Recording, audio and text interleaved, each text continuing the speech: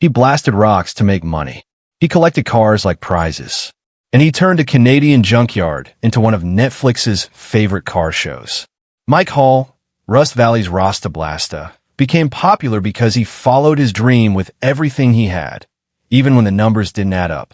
But while we watched the happiness of fixing old cars, Mike was quietly drowning in worry, growing bills, and the hard truth of running a dream like a business.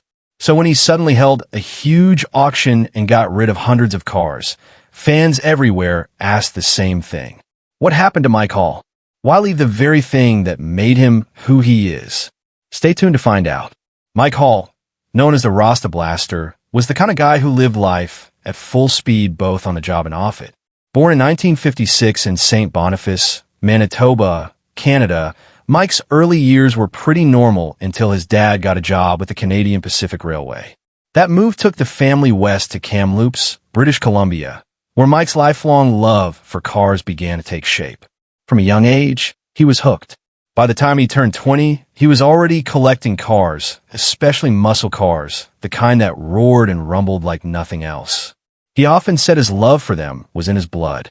Growing up in 1960s, surrounded by that raw power and cool style, he became addicted to the excitement of fast cars, a passion that would follow him for life. When Mike went out on his own, he didn't jump straight into the car world. Instead, he started a company called Chimera Springs Rockworks Limited, where he made his name as a rock blaster. It was dangerous, high-excitement work, exactly the kind of challenge Mike loved. His job was all about drilling, climbing, and blasting rocks to keep steep hills steady, especially along tricky parts of roads where landslides could mean big trouble. As Mike liked to say, he spent years hanging from cliffs and blowing things up. The company did well, and Mike made good money in the construction business. But anyone who knew him also knew exactly where a lot of that money went, straight into his growing collection of vintage and muscle cars. While he was out on the road blasting rocks for Chimera Springs Rockworks, his jobs took him all over British Columbia. And in every small town or hidden back road he visited, he'd spot some old forgotten car that most people would drive past without even looking. But not Mike. To him, every rusty shell was a sleeping beauty, just waiting for its second chance. He was away from home about 10 months a year. And with the kind of money he was making, he didn't think twice about buying cars wherever he found them. Getting them home was another story. Sometimes he'd bring them back on trailers. Other times he'd squeeze them into dump trucks or use whatever vehicle could get the job done. That love for collecting actually began long before his blasting career, back when he was just a kid in Kamloops. As the years rolled on, that hobby turned into something much bigger. Mike's collection grew so fast he finally bought a 26-acre farm just to store his growing group of cars. Before long, hundreds of old cars and trucks filled the land like a graveyard of Canadian car history. But even the most patient wife has limits. His wife finally told him the farm couldn't be used as a junkyard anymore. So Mike came up with a plan. He bought a 5-acre property in Tappan, perfectly set up for car wrecking, and set up shop right next to the White Post Auto Museum. He even made a deal to store some of his vehicles on the museum grounds. It was a car collector's dream setup and a perfect excuse to keep buying. Over the decades, his collection grew to nearly 400 cars. What started with a handful in his 20s turned into hundreds by his 60s. He joked that it was an addiction, one that kept getting harder to handle. At some point, Mike began wondering what would happen to it all when he was gone. With his father having died at 60 and many of his friends facing health problems, he realized his own time might be running out. The question hit hard. What would his wife and kids do with 400 cars sitting in a field? The thought pushed him to act. In 2016, he listed the entire property, cars included, for $1.19 million. But surprisingly, no one bought it. A year later, frustrated but not giving up, he raised the price to $1.45 million. And honestly, the offer was more than fair. The deal included the 5-acre property already set up for car salvage, plus a fixed-up home, a 900-square-foot restoration shop, and a larger 1,200-square-foot steel building. He even threw in enough steel beams and rafters to build another 8,000 square feet of covered workspace. And of course, there were the cars, more than 340 classic vehicles, each worth anywhere from a few hundred to tens of thousands. When asked why he was letting it all go, Mike gave a simple reason. He had planned to fix them all in retirement, but life had other ideas. A massive 5-year rock-blasting contract landed in his lap, pushing retirement even further down the road. And at 60 years old, he knew the clock wasn't exactly on his side. Eventually, the story began spreading like wildfire. Headlines popped up about an older Canadian man selling hundreds of classic cars along with his land. Collectors from around the world took notice. Individual car orders started coming in, and soon television producers caught wind of the story. You see, Mike had already appeared on the hit Canadian series Highway Through Hell, where he'd shown off his blasting skills by clearing dangerous boulders off the roads. The director of that show, Matt Shuchik, remembered him well.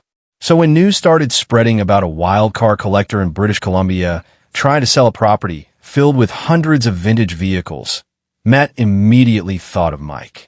He, along with fellow producer Tyson Hepburn, both from Mayhem Entertainment, sought a golden opportunity. Matt reached out and pitched the idea straight. They wanted to build a show completely around Mike, his cars, and his world in Tappan.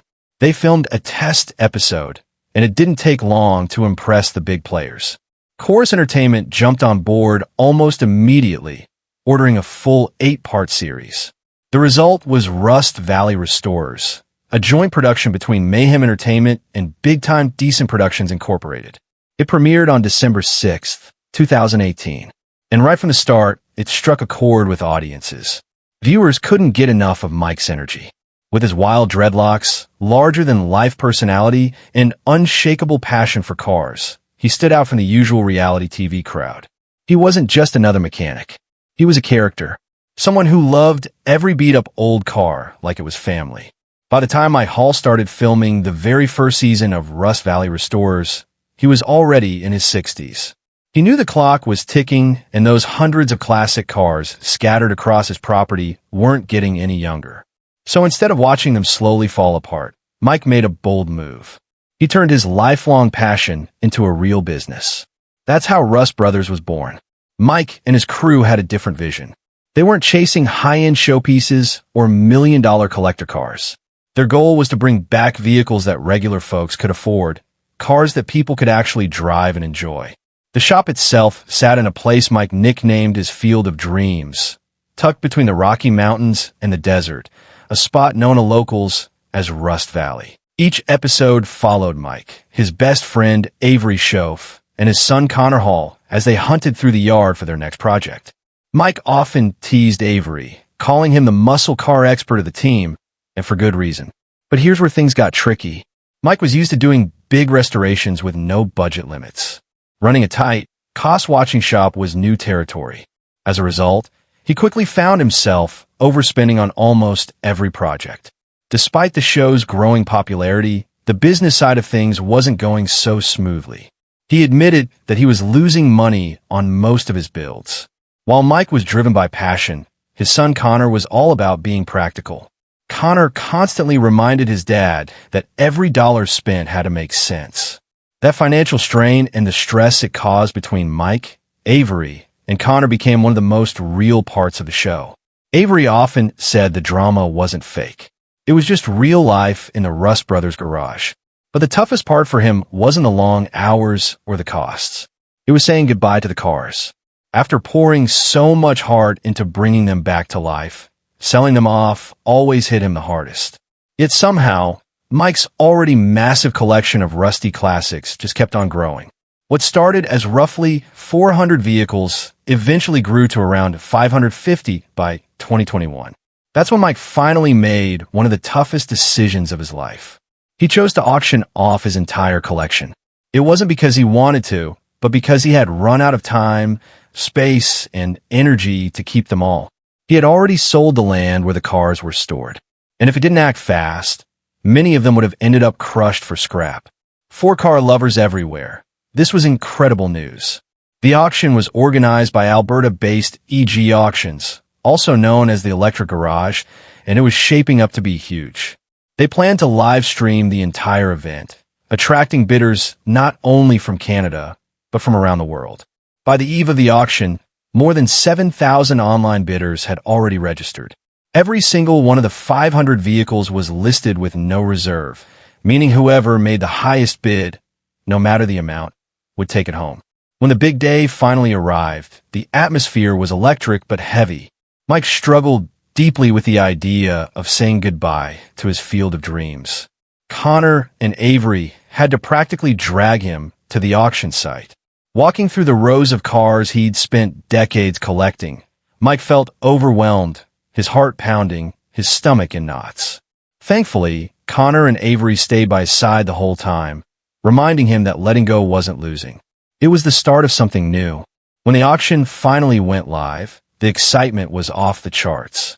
Around 700 online buyers were tuned in, watching every moment as the event streamed across the world. As the last car crossed the auction block, the results came in. It was a huge success. The final total came in at an amazing $750,000. That was an incredible outcome for a single-day event held in such a remote corner of British Columbia. For Mike, though, it was a bittersweet day. He stood there watching fellow car lovers, people who shared his passion, snapping up vehicles he'd owned for decades. Originally, Mike had planned to keep just 10 cars for himself, but by the time everything was said and done, that number had jumped to 52. For a man like Mike, that still counted as progress. Selling off 500 cars in a single day lifted a massive weight off his shoulders. Yet, if you know Mike Hall, you know that old habits die hard. Before the 4th season of Rust Valley Restores wrapped up, there he was, welcoming a new delivery to his shop. Another rusty classic car. Even after clearing out his legendary collection, it's only a matter of time before he starts building another one.